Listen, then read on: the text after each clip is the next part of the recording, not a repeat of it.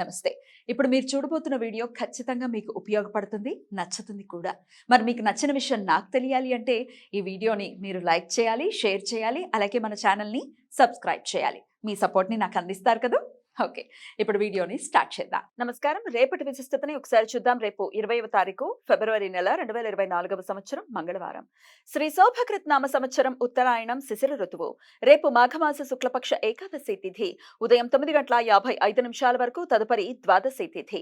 ఆరుద్ర నక్షత్రం మధ్యాహ్నం 12:13 వరకు, తదుపరి పునర్వసు నక్షత్రం. నక్షత్ర వర్జం రాత్రి 1:15 నుండి 2:59 వరకు. అమృతకాలం లేదు.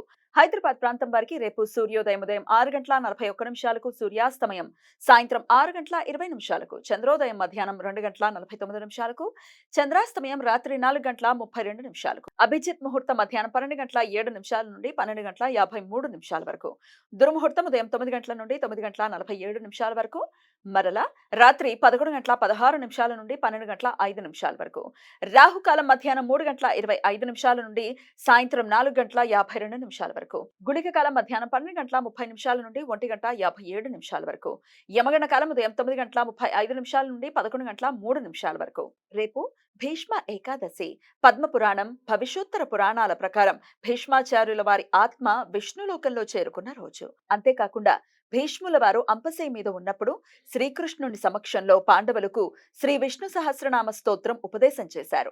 శ్రీకృష్ణుని సలహా మేరకు పాండవులు మాఘ శుక్లపక్ష ఏకాదశి రోజు నుండి శ్రీ విష్ణు సహస్రనామ స్తోత్రం పారాయణం చేయటం మొదలుపెట్టారు. అందువలన రేపు శ్రీ విష్ణు సహస్రనామ స్తోత్రం జయంతి. రేపు భక్తులు ఉపవాసం ఉండి విష్ణుమూర్తిని విష్ణు సహస్రనామ స్తోత్ర పారాయణంతో పూజిస్తారు. రేపు అంతర్వేది శ్రీ లక్ష్మీ నరసింహస్వామి దేవాలయంలో లక్ష్మీ నరసింహుల కళ్యాణం జరుగుతుంది. అన్నవరం, యాదాద్రి, సింహాచలం, భద్రాచలం, తిరుమలలో ప్రత్యేక పూజలు, కార్యక్రమాలు, రథోత్సవాలు జరుగుతాయి. రేపు జయ ఏకాదశి. దేవేంద్రుని కొలువులో పుష్పవతి అనే అప్సర నాట్య కళాకారిణి ఉండేదట. అదే స్థానంలో పనిచేస్తున్న చిత్రసేన అనే సంగీత విద్వాంసుని కుమారుడు మాల్యవంతుడు అనే యువకుడికి పుష్పవతి ఆకర్షితురాలు అయ్యిందట. వారి ఇరువురి మధ్య చిగురించిన ప్రేమ కారణంగా పుష్పవతి ఏకాగ్రత కోల్పోయి నిండు సభలో నృత్యం సరిగ్గా చేయలేకపోయిందట. అసహనానికి గురైన దేవేంద్రుడు ఆ జంటను పిశాచులుగా మారమని శపించాడు. కొంతకాలానికి ఒకరోజు ఆ జంట తమకు తెలియకుండానే జయ ఏకాదశి వ్రతం ఆచరించారట. మరలా వారికి పూర్వపు స్థితి, రూపం వచ్చి ఇంద్రలోకానికి చేరుకుని ఇంద్రునికి జరిగిన వృత్తాంతం చెప్పారట.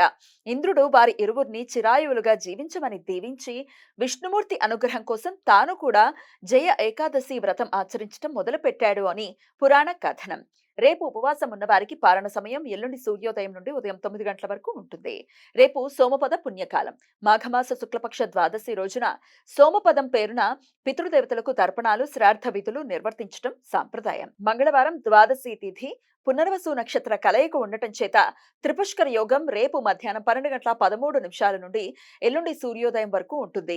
ఈ యోగ సమయంలో చేసే ప్రతి పని జీవితంలో మరలా 3 పర్యాయాలు చేయాల్సిన సందర్భాలు ఏర్పడతాయి. అందువలన ఈ సమయంలో ఎటువంటి తొందరపాటు, అశుభ నిర్ణయాలు తీసుకోకుండా జాగ్రత్తలు తీసుకోవాలి. ఈ సమయంలో బంగారం, వెండి, వజ్రాలు, స్థిరాస్తులు, వాహనాలు కొనుగోలు చేయటానికి అనుకూలం. కానీ ఈ సమయంలో న్యాయ, చట్టపరమైన చర్యలు తీసుకోవటానికి, చిన్న చిన్న అనారోగ్య లక్షణాలకు ఆసుపత్రిలో చేరటానికి, అప్పుల గురించి ప్రయత్నాలు చేయడానికి అనుకూలం కాదు. ఈ సమాచారాన్ని మనకు అందించిన వారు మేడికొండూరు విశ్వనాథ్ ప్రసాద్ గారు.